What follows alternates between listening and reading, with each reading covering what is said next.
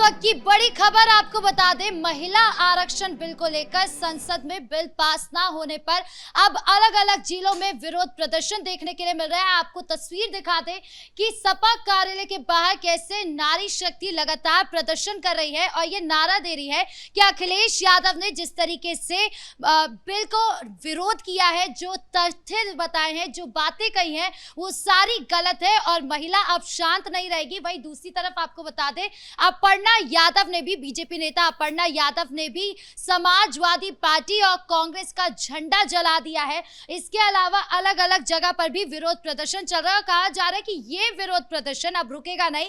उत्तर प्रदेश हो या फिर देश का कोई भी राज्य हो, लगातार विरोध प्रदर्शन चलता ही रहेगा।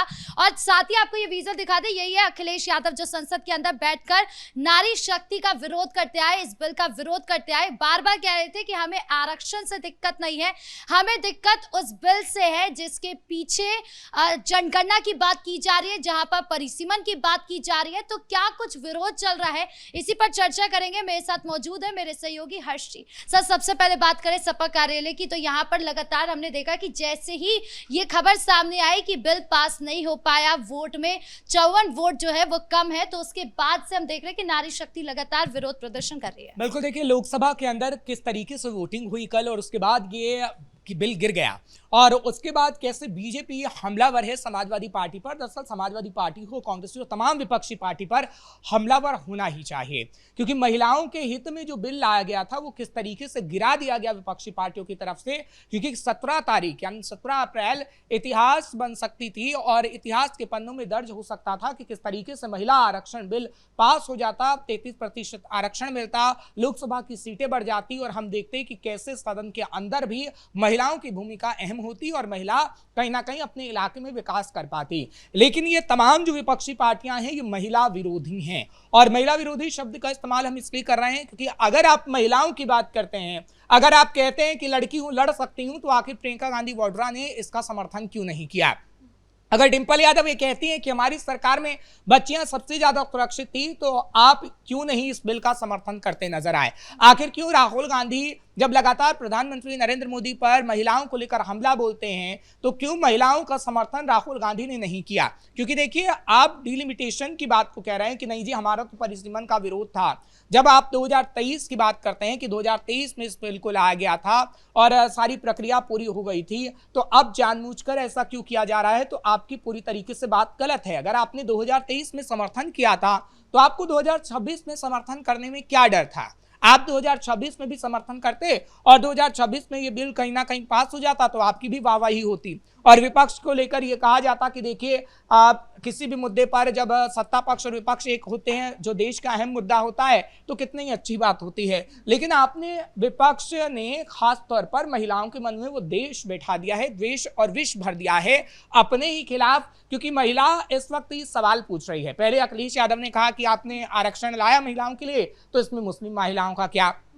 जब ग्राउंड जीरो पर गए तो मुस्लिम महिलाएं ये कह रही हैं कि नहीं जी, ये महिला आरक्षण बिल लाया गया, ये सभी के लिए बहुत बेहतर है। और अगर आप महिला किसी सीट पर खड़ी होती है, महिलाओं के लिए आरक्षण होता है, ज्यादा सीटें महिलाओं की होंगी, महिलाएं जीतेंगी, तो विकास महिलाओं का ही होगा।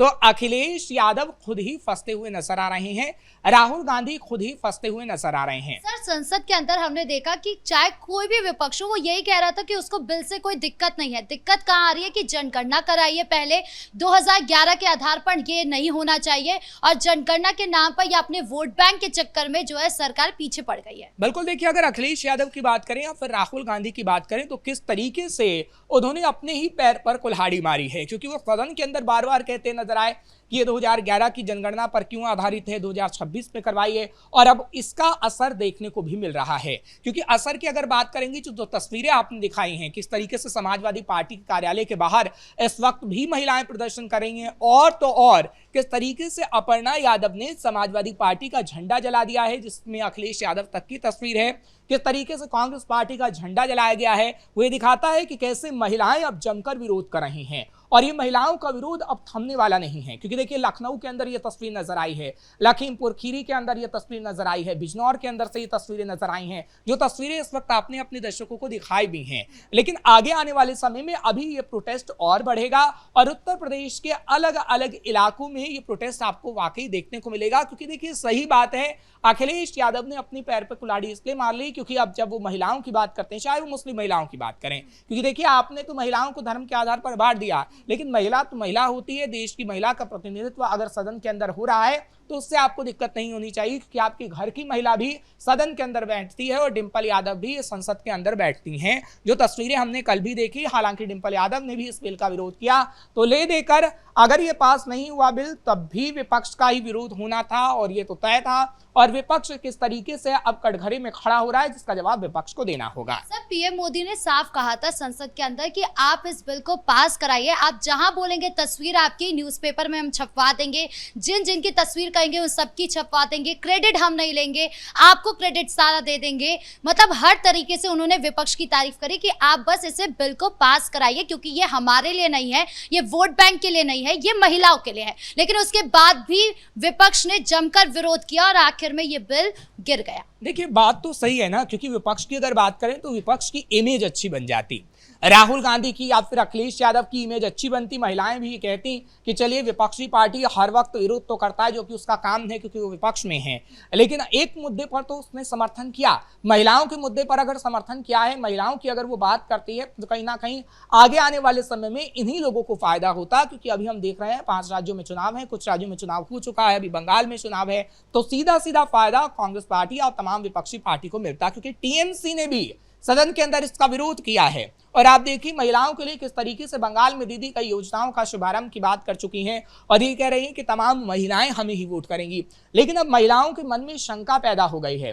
ठीक बात है, क्योंकि विपक्ष की अगर हम बात करें तो विपक्ष को एक मौका मिला हुआ था, लेकिन विपक्ष ने हाथ में आता हुआ मौका छोड़ दिया और विपक्ष की तरफ से जिस तरीके से कटाक्ष महिलाओं पर किया गया, सीधा सीधा सत्ता पक्ष पर किया गया, लेकिन सत्ता पक्ष की आड़ में ये महिलाओं पर ही कटाक्ष था। क्यों आखिर अपर्णा यादव झंडा जलाने को मजबूर हो गई? क्योंकि वो भी एक महिला हैं, वो भी ये समझती हैं कि समाजवादी पार्टी किस तरीके से महिलाओं को लेकर हमेशा से निरंतर ऐसी व्यवस्थाएं करती रही हैं कि महिलाओं में हमेशा से डर पैदा हो, और उत्तर प्रदेश में हमेशा ये देखने को मिला है। मुलायम सिंह यादव में क्या आपको याद नहीं कि महिलाएं घर से बाहर नहीं निकलती थीं? अगर किसी महिला को किसी ने देख लिया, अगर कोई पुरुष होता था, कोई कट्टरपंथी होता तो अपने घर में जबरन उसे ले जाता था। तो ये तस्वीरें महिलाओं की उत्तर प्रदेश में रही हैं। अखिलेश यादव की सरकार में भी आपने देखा है, मुजफ्फरनगर के अंदर हो, शामली के अंदर हो, कितनी महिलाओं के साथ दुष्कर्म हुआ है दंगों की आड़ में। तो आखिर वो महिलाओं का दर्द क्या जाने? आखिर अखिलेश यादव कब तक ऐसे महिलाओं को हमेशा से पीछे ढकेलते रहेंगे, ये बड़ा सवाल है। राहुल गांधी आके महिलाओं के मुद्दे पर आगे आते हैं, बिहार चुनाव में भी वो महिलाओं के लिए तमाम बड़ी बातें कर रहे थे, लेकिन प्रियंका गांधी वाड्रा से लेकर राहुल गांधी तक इस मुद्दे पर पीछे हटते नजर आए, और इसलिए आज उनसे ये सवाल पूछा जा रहा है। अमित शाह तो कह ही रहे कि अब विपक्ष कहां बचकर जाएगा, इसका हिसाब लगा ले, कितनी बातें सुनेगा, क्योंकि महिला ऐसा नहीं है कि एक राज्य में दूसरे में नहीं है या किसी धर्म में नहीं है, हर धर्म में मिलेगी, हर स्थान पर मिलेगी, हर राज्य में मिलेगी। आप कहां तक बचेंगे? और सबसे बड़ा सवाल कि आप पर अब वो दाग लग गया है कि आप महिला विरोधी हैं। बिल्कुल, देखिए दाग बड़ा लगा है, लेकिन इसका सबसे बड़ा असर उत्तर प्रदेश में पड़ेगा, क्योंकि उत्तर प्रदेश में सबसे ज्यादा सीटें हैं हर एक राज्य के मुकाबले में। 2027 में चुनाव होना है। एक तो हम मुद्दा देख रहे हैं कि किस तरीके से कई मुद्दे हैं जो उत्तर प्रदेश में अभी छाए हुए हैं, खासतौर पर अभी मुक्तेश्वर खनन का मुद्दा जो लेकर अखिलेश यादव आ रहे हैं, मुद्दा काम नहीं आने वाला है, क्योंकि वो मुद्दा कोर्ट के अंदर चल रहा है।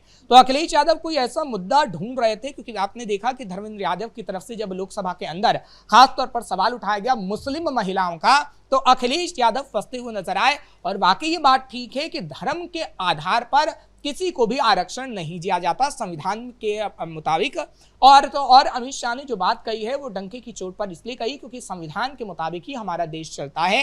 हमारे देश के अंदर लोकतंत्र है, धर्मनिरपेक्ष देश हमारा, और अलग अलग जाति के जब लोग रहते हैं तो अगर अलग अलग जाति के लोगों को, अलग अलग धर्म के लोगों को हम आरक्षण देने लग गए जो संविधान के मुताबिक ना हो, तो कहीं ना कहीं सवाल तो खड़ा होगा, क्योंकि इस वक्त नरेंद्र मोदी प्रधानमंत्री के पद पर हैं और अमित शाह गृह मंत्री के तौर पर हैं, केंद्रीय गृह मंत्री के तौर पर। तो अमित शाह ने जो सवाल उठाया है वो वाजिब है, और इन सवालों का जवाब कहीं ना कहीं अखिलेश यादव को तो देना होगा। लेकिन हाँ, इतना जरूर है कि अखिलेश यादव को उत्तर प्रदेश की महिलाएं सबक तो सिखाएंगी, क्योंकि उत्तर प्रदेश में महिलाओं की जनसंख्या कितनी है वो अब आप बखूबी जानती हैं। और अगर एक राज्य की बात करें तो उत्तर प्रदेश के अंदर सबसे ज्यादा अगर सीटें जीतेगी बीजेपी, चाहे फिर लोकसभा चुनाव में हो, तो आप खास तौर पर देखिएगा कि सबसे ज्यादा प्रभाव होगा, क्योंकि लोकसभा चुनाव भी 2029 के अंदर है, जल्दी है, 2027 आने वाला है। 2027 के अंदर उत्तर प्रदेश में विधानसभा चुनाव है, तो ले दे के नुकसान पूरे विपक्ष को होगा। और जो जिस तरीके से बीजेपी हल्ला बोल रही है, तो कहीं ना कहीं ये जो इमेज जाएगी विपक्षी पार्टी की, वो उनके ही पैर पर कुल्हाड़ी मारेगी। जी, इस मुद्दे पर जानकारी देने के लिए आपका बहुत बहुत धन्यवाद। तो संसद में महिला आरक्षण बिल पास ना होने के बाद लगातार विरोध प्रदर्शन देखने के लिए मिल रहा है, खास करके उत्तर प्रदेश में पुतले फूके जा रहे हैं विपक्षियों के, और साथ ही अभी तो ये सिर्फ पुतले फूके जा रहे हैं, झंडा जलाया जा रहा है, आगे ये चुनाव में भी भारी नुकसान दे सकता है। ब्रेकिंग न्यूज में इतना ही। कैमरा पर्सन अशोक भारद्वाज के साथ मैं राधिका राज।